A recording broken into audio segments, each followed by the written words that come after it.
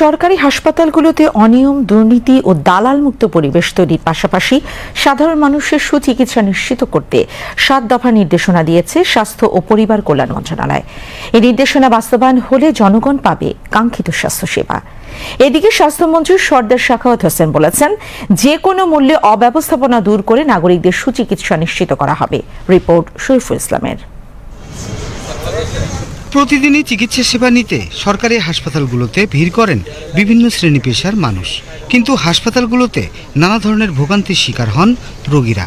শয্যা সংকট, সময় মতো চিকিৎসক না পাওয়া, দালালদের উৎপাত, বিভিন্ন পরীক্ষা নিরীক্ষার ক্ষেত্রে দীর্ঘ সময় ব্যয়, ট্রলিতে রোগী পরিবহনের নামে অতিরিক্ত ভাড়া আদায়, রোগী ভাগিয়ে নিয়ে যাওয়া, এসব চিত্র নিত্যদিনের। এমন বাস্তবতায় চিকিৎসা ক্ষেত্রে শৃঙ্খলা ফেরাতে 7 দফা নির্দেশনা দিয়েছে স্বাস্থ্য ও পরিবার কল্যাণ মন্ত্রণালয়। নাগরিকদের চিকিৎসা সেবায় সরকারের এমন উদ্যোগের প্রশংসা করেছেন আগত রোগীরা।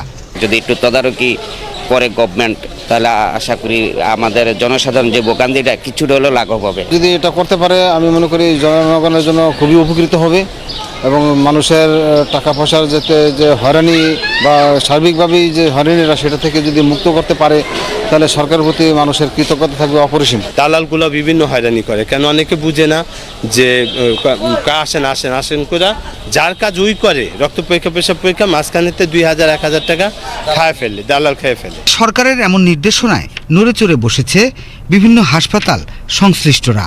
তারা বলছেন, কিছু সীমাবদ্ধতা থাকলেও এমন নির্দেশনায় নজরদারি বৃদ্ধির পাশাপাশি সব ধরনের ব্যবস্থা গ্রহণ করা হয়েছে। আমরা অভিযান পরিচালনা করি এবং শাস্তিও দেওয়া হয়। যাদের শাস্তি দেওয়া হয়, হয়তো শাস্তির পিরিয়ডটা কাটে, তারপরে আবার তারাই হাসপাতালমুখী হয়।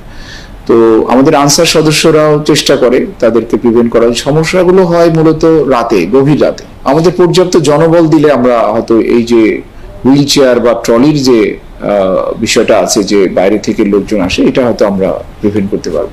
রোগীদের একটা লম্বা লাইন থাকে, তাদেরকে একটা অপেক্ষমান তালিকা থাকে। এই ক্ষেত্রে কিছু কিছু জায়গাতে এই সুযোগটা কিছু অসাধু ব্যক্তি নিয়ে থাকে। প্রতিদিন হয়তো 300-400 রোগী আসে। তাদের মধ্যে কেউ যখন দূর থেকে আসে, ভর্তির সুযোগ পায় না, তাদেরকে এই চক্রটা এই সুযোগটা নেওয়ার চেষ্টা করে। তবে আমাদের ওখানে ভিজিলেন্সি থাকে খুব কড়া।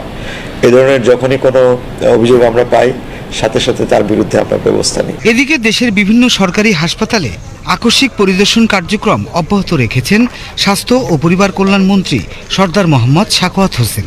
এ সময় তিনি বলেন, যে কোনো মূল্যে অব্যবস্থাপনা দূর করে নাগরিকদের সুচিকিৎসা নিশ্চিত করা হবে। ভাবছিলাম যে সব ডাক্তার পাবো, ডিউটি বাউন্ড পাবো সবাইকে, কিন্তু সেটা পাইনি। এই হাসপাতালে আপনার টোটাল 27টা পোস্ট আছে। ঠিক 8:30টায় আমি এখানে ঢুকেছি, 8:30টায় এসে আমি আরএফওকে এখানে, আমি পিএইচএফকে আমি এখানে পেয়েছি, আরো কয়েকজন পেয়েছি, যা ইমার্জেন্সি ডাক্তার পেয়েছি, 2জন লেট সহ আমরা পেয়েছি 8 জন উপস্থিত টোটাল পোস্টের মধ্যে। সবার সাথে আলাপ করে নিয়ম অনুযায়ী যা করা যায় তাই করবো। মানসম্মত চিকিৎসা সেবা প্রাপ্তি একজন নাগরিকের অধিকার। তাই সরকারের এমন উদ্যোগ গ্রহণে কোনো নাগরিক আর চিকিৎসা সেবা বঞ্চিত হবেন না বলেই তাদের বিশ্বাস।